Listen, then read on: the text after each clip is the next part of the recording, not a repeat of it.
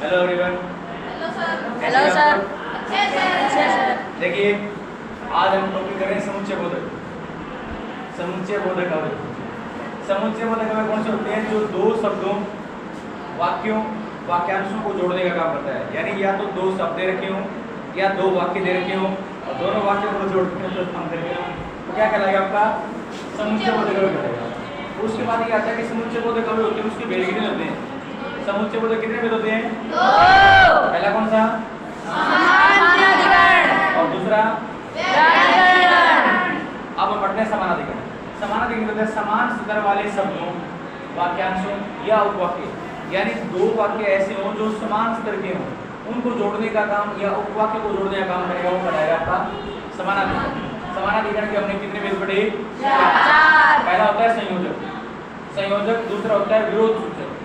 तीसरा होता है आपका विकल्प सूचक और चौथा होता है परिमाण सूचक। जो संयोजक होता है वो जोड़ने का काम करता है। संयोजक होता है जोड़ने वाला, जैसे और, तथा, एवं, व। जैसे राम और श्याम घर गए, है ना? राम आया किंतु श्याम नहीं आया, तो और, तथा, एवं वाले शब्द आएंगे संयोजक के अंदर। उसके बाद आता है आपका विरोध सूचक। विरोध सूचक में कौन से आएंगे? पर। वह आया था पर चला गया, लेकिन, मगर, परंतु, अपितु, ये होते हैं आपके विरोध सूचक। थर्ड नंबर पे आते हैं विकल्प। विकल्प के अंदर आपसे पूछा जाएगा कि आप यहाँ बैठेंगे या बाहर बैठेंगे, है ना? तो या, अन्यथा, या न की, चाहे, चाहे आप घर चले जाओ या आप यहीं बैठ के काम कर लो, तो ये होते हैं आपके विकल्प। फिर आता है आपका परिणाम। परिणाम वाले, परिणाम में क्या आएगा? अतः है, क्या बोलते हैं ना, फलतः है कि फल वाले पेड़ हमेशा झुकते हैं, तो अतः है, फलतः है, परिणाम स्वरूप, ये आपका होता है भाई परिणाम। तो समानाधिकरण के भेद पढ़े हमने चार। अब हम पढ़ेंगे व्याधिकरण। व्याधिकरण के भी चार पार्ट होते हैं। व्याधिकरण में क्या होगा? यहाँ हमने पढ़ा शब्दों, वाक्यों और उपवाक्यों को जोड़ने का काम करता है। ये किसको जोड़ेगा? एक या अधिक आश्रित उपवाक्य। आश्रित उपवाक्य क्या होता है? जिसके अंदर एक वाक्य स्वतंत्र होता है और दूसरा उसके ऊपर आश्रित, डिपेंड वाले वाक्य। तो एक या अधिक आश्रित उपवाक्य को जोड़ने वाले क्या कहलाएंगे? व्याधिकरण। ये भी जोड़ता है, लेकिन ये शब्द और वाक्य को जोड़ता है। ये सिर्फ एक या एक से अधिक उपवाक्य को जोड़ता है। फिर हम पढ़ते हैं इसकी भेद। समुच्चय बोधक के भी कितने भेद होते हैं? चार।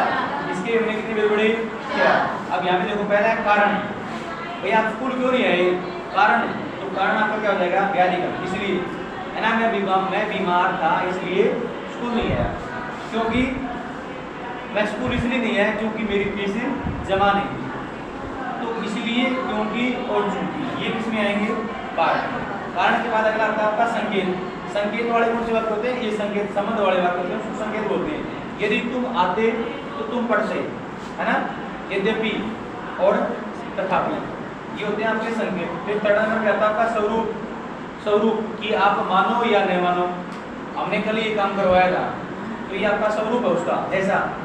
जैसा कि तुम जानते हो, जैसा कि तुम जानते हो, कल के बाद आगे 2 दिन की क्या रहेगी? छुट्टी रहेगी।